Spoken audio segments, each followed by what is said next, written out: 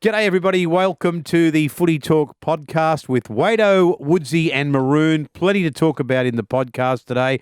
Wado, firstly, welcome to you, old mate. Maroon, good to be here. And Woodsy?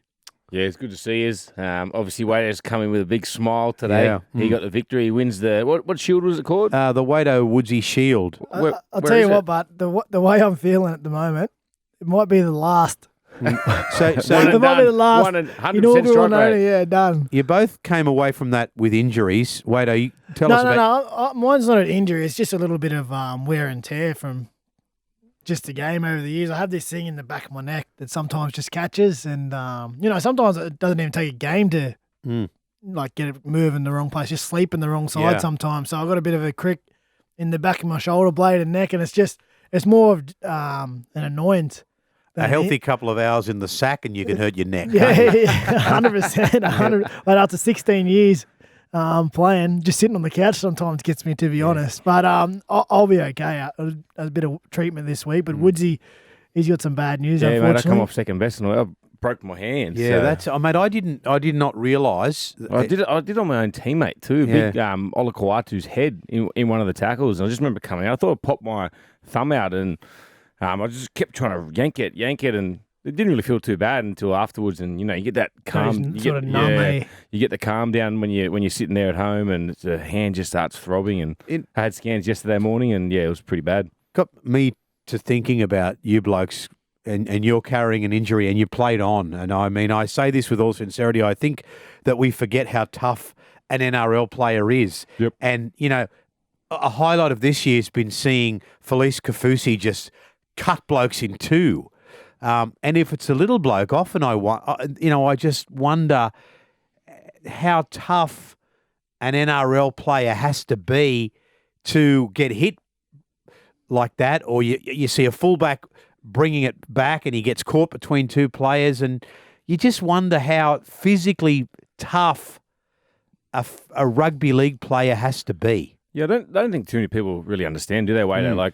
I think the two hardest carries in the game is obviously when a fullback or wingers, they bring back a kick return because there's a straight line and there's nowhere really to run, or when the front rower comes off the kickoff because, normally 9 times out of 10 there's been a team score the previous, play that's happened in the field, and then they've copped a big spray. Why do we let that try in? And then you want to make up for it. So you've got 3 or 4 blokes running down to try to smash someone. But, yeah, It's hard, but for us, because we've done it for so many years, Wade, it's sort of like second nature. It's like people going to work and sitting in front of a computer every day. We train each day. For me as a footballer, I think the hardest thing for us is the preseason. The training we do in the preseason, which sets us up for during the year where we don't feel as bad, that's the hardest part. And I reckon if you said to a lot of the blokes that are retired, if they didn't do as many preseasons, they probably could go for longer, don't you reckon, Wade? Yeah, it's hard. It's hard to put your finger on it, right? Like you need that big bank of training in the preseason so your body's in decent enough condition to get through the actual NRL season, because it is a marathon. You can't hide away from it. It goes from March till October. It's a lot of footy played, and we love the game, and we are we're lucky. We're lucky to be able to do something that we love, a sport that we played as a kid. We've advanced to make a career out of it. We are lucky, and we're grateful with the opportunity that rugby league certainly gives you as an athlete and a player, but there's no doubt there's a price to pay, and that price is it's on your body. So you got to be willing to pay that price if you want to have a long career in the NRL. And we're probably lucky, our generation, as in the collisions are probably a little bit bigger and the people are stronger, but also the medical help and the amount of science and training that goes into recovery and like surgery. They'll have Woodsy in by the end of this week. Fixed up, brand new, out the other side, ready to go again.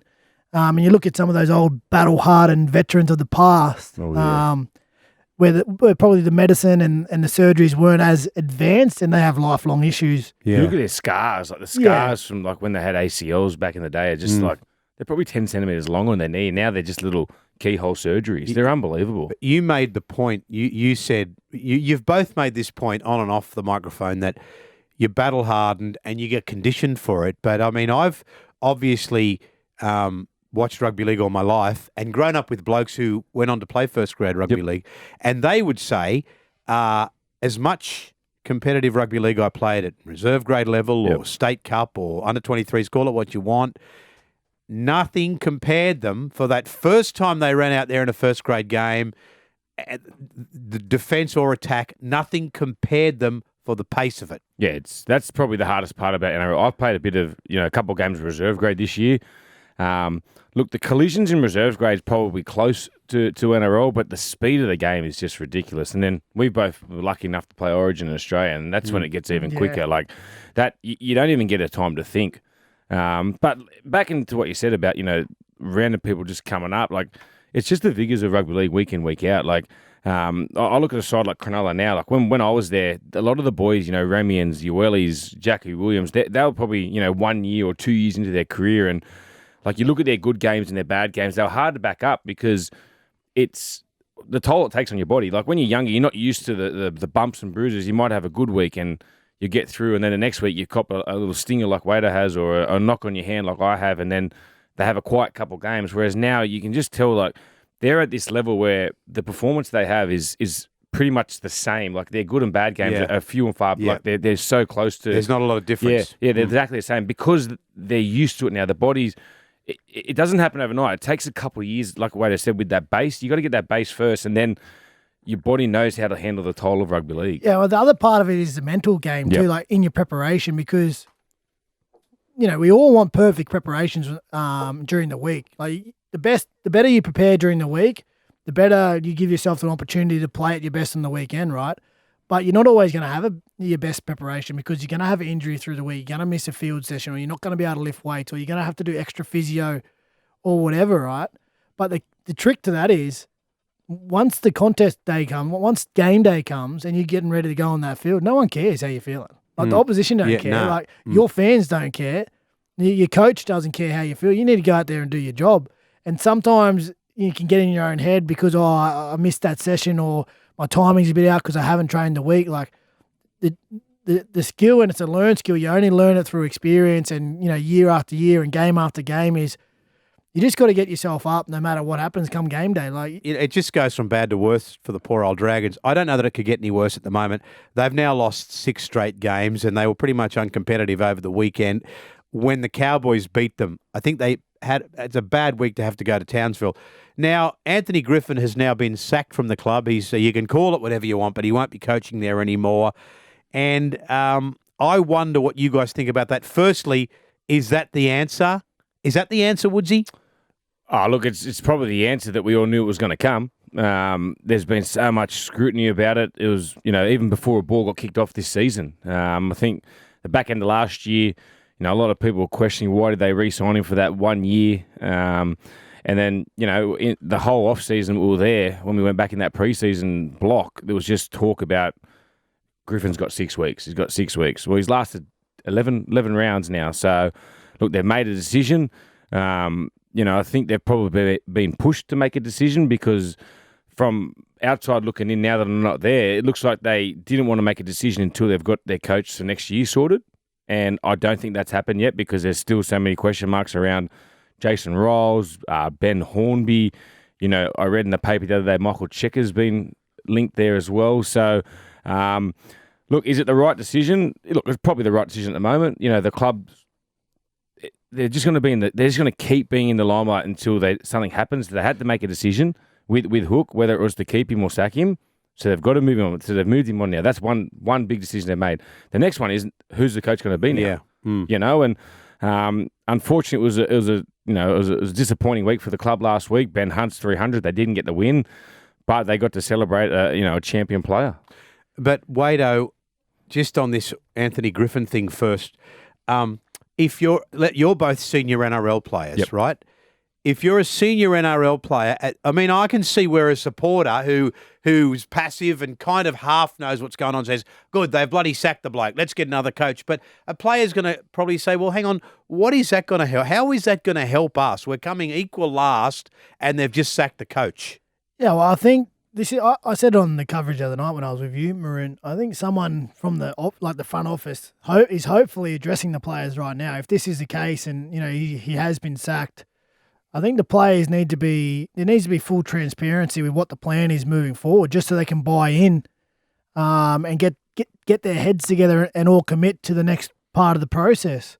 So unless that transparency is there and you tell the players what the plan is moving forward, like, how can you get the players to commit and all go in one direction and be clear about what they're going to do and what their future looks like? So if this is the decision that they've gone with, they've made, the next thing is to decide who is going to be the next long-term coach so they can start influencing the club and that playing roster as quick as possible, because the longer they're in sort of treading water until they make a decision who the long-term coach will be, player managers will get involved, there'll be player unrest. If there's no transparency between the club and the playing group, all it'll breed is more questions about what's really going on and what direction are we heading in. So I think they've made this decision. It's still unclear the decision on who they're going to go with moving forward. But for them, the quicker they decide on that and get that process happening, the better off for the club and the better off for the playing group. I reckon they should also get the leaders in, because the leaders are the ones going to be driving it. And this, they've got two coaches that haven't head coached rugby league, NRL squad in Ryan Carr and Ben Wolf. So they're going to really need their leadership group right behind them in this situation, because they're going to have to drive what's going on. So who makes the decisions down there, Woodsy? I'm not across the board. To be honest, I didn't even know. I think Ryan Webb's the CEO, and then you've got the chairman in Andrew Lancaster. But the problem is, Wado, they've got two sides of the board. So they've got the Win faction, and then they've got the St. George faction. Okay. So I think for it to come ahead, they have to have an equal vote. Yeah, well, this is this is the whole thing. They've got two sides of the board. This never works, but this merge thing. It doesn't work. It's never going to work. We've never relocated a side, but we say that doesn't work. Merging sides doesn't work. This has never worked. Yeah, but they've got to come together here for the common good of the football club and pick. Firstly, who would want the job? Who would want the job? There's a question. Well, I think you need to give someone, whoever it is, some time. Some yeah, absolutely, time, yeah. I'd like the Serrato. That's why the decision on who is the next coach and who they can actually recruit and offer the job to is a big one. And I know they said they need to make it quick, but it needs to be the right call, because if you get it wrong, just say you're in the same situation. You just say you give someone 3 years, right? You got 3 years. You obviously got to manage the roster, recruit some guys, keep the team, assemble the team the way you want your style to actually be implemented and played on the weekend. All right, so that takes 2-3 years to manage all that, and then, you've also got the guys that are already on 2 or 3 year deals already. So there's a bit of like shuffling the decks there and moving parts, but then you can't be in the same position 3 years later with someone who you don't believe in again, and you need to make another change, because then you just start the cycle again. So it's a big decision, and it's a big couple of months coming up for the Dragons. But as soon as they have clarity with what they want in the coach, and who they can actually attract to the club and to pull that off, the better for the club. But you're right, they need to be united, they need to be clear, and they need to have a greater, like a crystal clear understanding of where they want to be and who's going to take them there. So, Woodsy, there has been some murmurings that Nathan Brown, the ex-Dragons coach, is going to go back there and look after recruitment. He did a great job recruiting and restructuring Newcastle, and then he kind of left a little early, but he did a great job in getting them to be competitive again. I think he's got a good knack of it. He did it at the Warriors as well. Like he's able to sign players. He can spot players that clubs need. But I'm with Wado. Like, you need to be on the same page. You want to have the same goal. You want the St. George Illawarra Dragons to be better as a club. You don't want to just have, all right, I've got a couple mates here that are player managers that have got this coach and do a mate a favour. You need to get the right coach in, because it's a club that a lot of people obviously in your era, Maroon, grew up and they were such a strong club. Yeah. Like Dragons were known for winning the competition nearly every year. So and it's good for rugby league when they're better. But yeah, it's the people they get in. They need to get the right people for the job. And I think Brownie be good. He's a local boy, or not a local boy. Sorry, he's but he's a Coffs Harbour junior. But he loves the club. He's worked for the club. He's played for the club. You know, there's talk about Hornby, Young. There's talk about Jason Riles. He lives still in Wollongong area. Yeah. So I'm not sure if he can get out of his Roosters deal, because I remember they locked him down with what happened with Adam O'Brien. So you just need to get the people with the right intentions that want to see the club go further, not themselves. Now, the other thing is too, not just in regards to recruitment, who they bring to the club. I feel like, Wado, every time I call an NRL game, I come across a player who is a South Coast junior who is not playing for the Dragons. So are they working this pathway system right? Have they got the right channel through to all these South Coast clubs into the Dragons? It comes back to what you say about, this will take 3 to 5 years, but they need to get that right. Yeah, well, everything is important to the club, how you run your club from the bottom up or from the top down, whichever way you want to look at it, from your junior pathways, from your academy, from your elite pathways, your junior representative footy, how you develop that, how you retain and keep your juniors, how you recruit juniors into your system as well, because you probably don't need to recruit all that much into that junior system because they have a great catchment, but you need to recruit some places like New Zealand's a great breeding ground. Countries, they got to have that whole sort of South Country area to recruit from. And it's important to get that pathway right, so you can see actual juniors coming through your system, your pathway system, and there is a highway into that first grade team. So look, you say that, Maroon, but they've got a lot of juniors coming through. You got Bud Sullivan, Junior Amon, you got the Fagai brothers, Lomax, you got Laurie. You can't keep them all. Now, you can't keep them all. Yeah, but they've got a stack of them down there.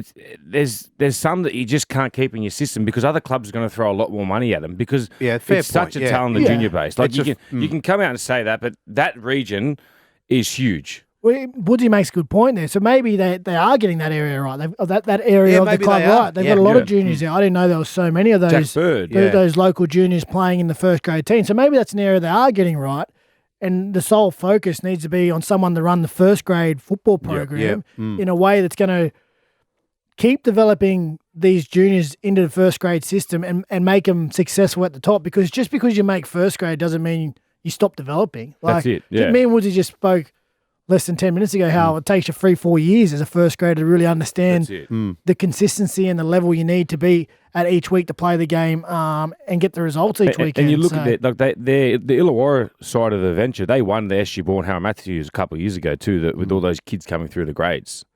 Let me put it to you like this then. Let's say you two are both retired. You found your way onto the board of this merge, quote-unquote, merged board. Yeah. We got to find a coach.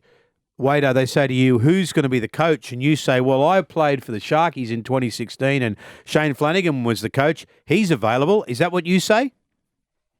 Or do you say, let's give a young bloke a go who's never coached in NRL before? Well, I have the experience with Flano and I think he'd be a great coach for there. But the issue for them is who wants that job? Yeah. Like they need to want the job. They need to want to go down there and tear in and put the hard yards in because, like you said, it is a job. It's a big job. They need to turn a lot around, and there's a lot of issues to deal with. You're inheriting a lot, right? It's a big job, and you got to want to take that on. I don't know. Well, that's the other issue about going away like this way with Anthony Griffin and how it's played out over the last 12 months. Other clubs you've seen in the past, the Sharks. I can use the Sharks as an example. They really headhunted Craig Fitzgibbon. They identified him early and said, well, if he comes available, he's the guy that they want. So they put all the work in the background and they really headhunted him and went after him. The Bulldogs the same with Serraldo. Obviously, the Warriors, they did their homework on Andrew Webster. We've seen this happen. And that might be the strategy that the Dragons need to do now. They might need to hunt around instead of going back to coaches who have done it, hunt around for the next best thing or who's the next one who really understands the modern game, the modern issues, dealing with, the next generation of players coming through and what they bring to the table. That might be the strategy that Dragons could look at. Who's the next young coach? And is it a Jason Riles? So they do have their eye on that sort of circumstance, but they need to get the right coach who fits in and wants to get down there and rip in and work hard and make that club successful. And back on with the Flano, Flano's been down there. He was assistant coach under Mary. The last year and a bit, he was a salary cap manager down there. I think he did a little bit of recruiting while I was there. And then, have him work with him at Cronulla, have him work with him at Manly now. He's just got such a good rapport with all the players. And what he did at Cronulla, he built that club from ground up. Like they were struggling when Sticky left there. Flano's, unbelievable strength is he knows how to coach the players that he has. Yep. But then he recruits the right people to not change the group, to just come into the group, will fit in with the group and add to the group, make the group better. So he has a really uncanny knack of just getting the right player and bringing him into that team or that environment, and that player always adds value. It doesn't change the whole thing, but he just adds value to the guys that are already there. So he did that every year with us at Cronulla over the space of how long did he coach? 8 years. He was so good at that. Every year he brought in a player who just added to the team and made the team and the club better. Yeah, and that, like I said, I think that's what Dragons need. They've got the core group of players that we've already spoke about with the junior kids coming through. Sometimes you might need an older head to come help them steer the ship around. So, but like I said, we don't know what the club's thinking, what the board are thinking. Do they want a young, fresh voice that's going to pave their way and it's going to work their backside off, or do they want an old head like Flano or someone like Des Hasler? It's a big decision for him. It's huge. Yeah. Okay. Yes. Well, this is another segment within our thing that hasn't won any awards yet, but I'm sure it's going to. We're flying, but at the next podcast Olympics. What's on the top? What's the topic today? So obviously, Origin's around the corner, and everyone's talking about their teams and what's your team list. So I thought, what about a bolter today? An Origin bolter. An Origin bolter. Yeah, I love it. Look, this guy has played Origin, but it was a fair few years ago. Yep. We spoke about, can you get Nico Hines into a side? Can you get Luai? If Luai's there, does Nico Hines go on the bench? And I've agreed with Wado. He's either 6 or not, because I don't think he can fill too many positions. It's hard to get him on to play a role because you're basically making a change to get him in. So I went home. I had a little think about it. I said, I've been watching a player lately, and the team's been outstanding. And I think Dylan Walker. Wow, Dylan, I don't know that Dylan's played Origin in the last 10 series. Not that matters. No, but I think he's come of age. He's one of with the new rules that we've got, the 6 agains, he's a player. And then I like that middle forward off the bench, like a leg speed. He can play as a pivot role. He can play centre, he can play wing, he can play lock, he can play half 5'8". He can, if we go with one hooker, he can fill in for hooker on the bench. So I think he's just got so many certain roles that he can play. And then what he's done at the Warriors this year has been outstanding. He come off the bench on the weekend. He's played 5'8". He's played a bit of centre there this year. He showed you that he can fix it anywhere. And I got to see him up close at Magic Round. He come and said hello to the boys because we were staying in the same hotel. He surprised me how big he is. Yeah. I didn't realise how big up close he was. And I just think he'd be a really good utility and would get a lot of value out of him. Just like Wado said, with his leg speed in around the ruck, if we got Haas and Paulo starting, get him off on about 25, 30-minute mark, 10 minutes before half-time. He could create a little bit around the ruck against the Queenslanders. I think, he's a great option. That's thinking outside the square, but it's someone who fits the bill. I said during the coverage on the weekend that 14 roles, you need to sort of pick that carefully. You either have the 2 hookers or you have someone who you're planning on using as a forward, but can cover your other options. And Dill Walker certainly fits that bill. That's why I like him, yeah. We had Andrew Webster on that coverage saying that he actually looks forward to that role, being the guy who comes on with the leg speed to try and spark the game open. And it sounds funny, but it is hard to come off the bench. It's a particular role that's quite different from starting because you're not up to sort of speed. You come on, you're not as warmed up. You sort of got to find your speed out there. And it can be hard for a guy who's used to playing 80 minutes on the weekend to then come off the bench and play that bench role during Origin because it's a different weight. You're sitting on the bench, you have that different nerves and anticipation sitting there. So someone who is used to coming off the bench and actually enjoys that role to an extent makes sense as an option. I'll tell you another decent option too. Yep. And again, I'm biased. I'm picking my Cronulla boys, but Cam McInnes would be a great option because he plays as a middle forward but can cover hooker. So exactly. you can sort of have a 2-pronged thing there where you go, okay. And you can put him on the edge too. Well, you can put him on the edge, or if you have Cam Murray or Liam Martin as well on the bench, there's plenty of versatility there. And so if you say, all right, we're going to play one hooker, but if he blows out and he needs a spell, you got the cover, and you don't burn and change because you can change as a middle. And Cam can just stay, and then like that as that second middle comes back on, or whoever the hooker is, it adds value. So a couple of bolters there that I think they'll be looking at. They could potentially look at. And that's what I think. The new age, like they got Ruben Cotters or those guys with leg speed. I think we got to fight with fight, and both our guys have got the skill. McInnes can ball play too. Doing a lot of video on him last week. He's got that, passing. Yeah, that he short didn't have. passing Yeah, game, which so is really effective good. now. Yeah. Well, the great Cam McInnes, a lot of clubs, I mean, I don't know what they pay him, but whatever they pay him, they get good value for money. Oh, mate. It was the same at the Dragons and the same at He was Souths captain as of well. the Dragons, yeah. Unbelievable player. All right, well, look, boys, because it's just about Origin time and we're talking about Origin selections and Origin bowlers, what about some great Origin stories? Obviously, these have to be family friendly. PG rated, yes. Yeah, PG like rated. last week's story, but I've got one back. I think 2017. I think it was Wado. They announced the side. I think we get told on the Sunday. We get into camp. I think it's what day do we get? We get in there Monday. Monday or Sunday. Yeah, we do all the filming. It's a long day. The Monday that one. is a big day. It's a huge day. Like they announced you because our major sponsor was the Star. I think it was the first year the Star got on board, and you do all your commitments there. You have all the the Fletch and Hindy shows, the Telegraph. Everyone's in there. They do a media. You do it all in one day because it wasn't as all the players went up every day like it is now in the Origin system. So, and we'd stay at the Novotel, Darling Harbour. So we get back at about what time? About 6 o'clock. Yeah, it's a big day. Yeah. So that's the night we get to have a couple of beers with everyone. You get to know each other. We have a few beers. A couple of boys, start getting a little bit loose. They get off the beers and onto the spirits. Loz is looking around, getting a little bit worried. Who's gonna, and then he sort of puts a little bit of a curfew on us and says, all right, boys, last drinks at about 11 o'clock at night. And, mate, come on, mate, you're not telling grown men to go to bed at 11 o'clock. So we all like, yeah, no worries, Loz, we're going to bed. We all go up in the lifts, go up with Loz. I think he's in the penthouse, level 15 there. We're on 14, so we go up 14, go out. Loz goes up to 15. We press the button, go back downstairs. Everyone meets back down at the lobby. And then literally it was literally like a team meeting at Scuba down at, I think it's Central Station, wasn't it, Wado? Yeah, Scuba is one of the all-time haunts on a Monday night. Yeah, and then so we're all in Scuba. You're looking everywhere. It's the whole New South Wales Origin squad, and everyone's trying to get photos. We're like, boys, we can't get photos because we're not supposed to be out. We come back, and then I think what time we'd get back in? It shuts at about 3 or 4 in the morning. I remember coming back Sidebar around the corner used to be open up later.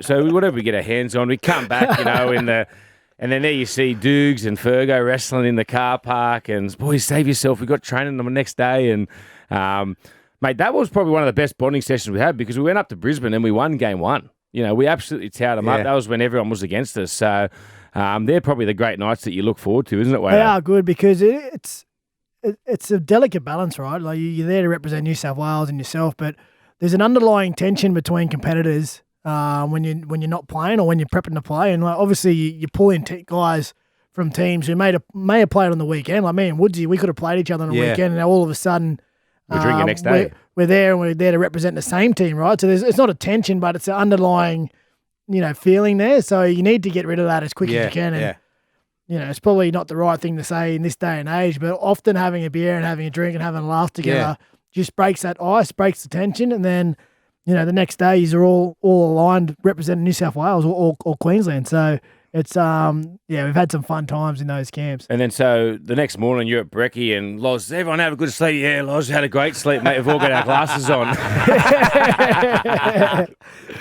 All right, boys. Well, we're going to have to leave it there, but you've now what's going on with the broken hand? You'll be missing this week. I'm not sure. Yeah, I think so. I've got to see the surgeon later tomorrow, so I'll find out more there. And Wado, you've got the Knights in Newcastle this week. No, in Coffs. In Coffs Harbour. Harbour. So, yeah, we have the partnership with Coffs Harbour. We take a game up there every year. It's a good week for us now, so we'll get on the plane today and head up, and then we do a bit of work in the community, in the schools, and then just finish our prep up there, train a couple of times, and Knights on Saturday afternoon, which is always a good game. Those regional games, they get a good crowd, and it's a good feeling to be able to take an NRL game to the regional areas. And Coffs do a great job. The people up there always accept us. They're always so welcoming. We love our time we spend up there. Okay, mate. The best of luck, fellas, and we'll see you either calling over the weekend or next week for the Wado, Woodsy and Maroon Footy Talk podcast. Bye for now.